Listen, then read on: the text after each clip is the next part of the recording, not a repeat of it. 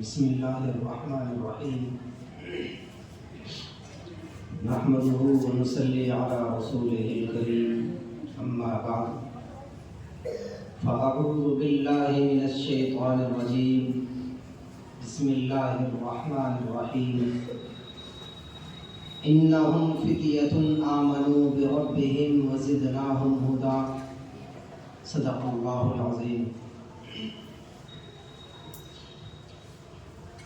محترم سامعین اعظام، آج کے ان نازک حالات میں مذہب اسلام پر چوں طرفہ حملے ہو رہے ہیں۔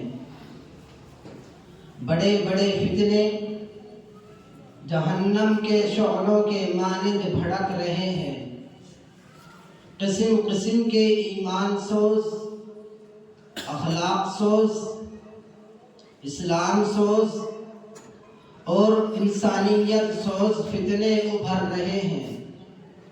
مادیت کی لہریں، الحاد و بے دینی کے طوفان اور قوم پرستی کی آندھیاں نبوت محمدی سے آنکھیں ملانے کو تیار ہیں۔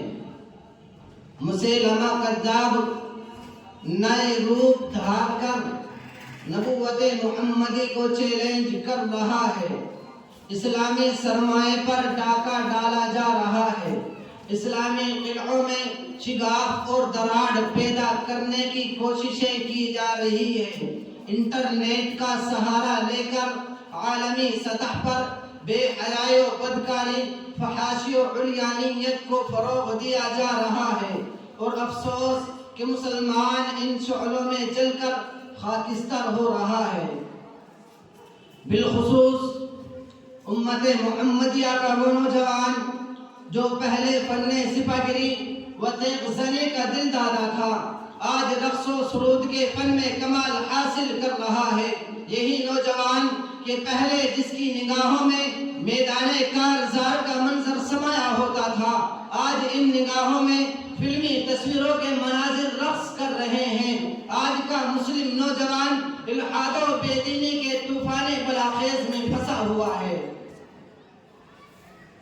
لیکن اے امت محمدیہ کے دھڑکتے دلوں، اے اسلام کے سپاہیوں، تمہیں گھبرانے کی ضرورت نہیں ہے، تمہیں مایوس ہونے کی ضرورت نہیں ہے، بلکہ اٹھو اور اپنے اندر پاکیزہ جذبات کی گرمی، خلوص کی چاشنی، ربانیت کا جلال و جمال، محبت کی تپش اور عزائم میں بلندی پیدا کرو۔ اور ہاں، تمہاری نگاہوں کے سامنے صدیق اکبر کا جلال ایمانی ہو، عمر کی حکمت و دانائی ہو، عثمان کی حیا و پاک دامنی ہو، علی کی فتوت و پامردی ہو، اور سلمان کا صدق و صفا ہو، اور خاندان یاسر کی صبر و شکیبائی ہو۔ الغرض عمومی طور پر صحابہ کرام کی انقلابی اٹھان اور بصیرت افروزی کا جلوہ ہو، تاکہ ایک مثالی مسلمان ہونے کی حیثیت سے تمہارا وجود بقائے عالم کا ضامن بن جائے۔ دوستو، عشق قاتل سے بھی، مقتول سے ہمدردی بھی، عشق قاتل سے بھی، مقتول سے ہمدردی بھی، بتا کس سے محبت کی جزا مانگے گا۔ سجدہ خالق کو بھی، ابلیس سے یارانہ بھی، سجدہ خالق کو بھی، ابلیس سے یارانہ بھی، محشر میں عقیدت کا صلہ کس سے مانگے گا۔ وما علینا الا البلاغ۔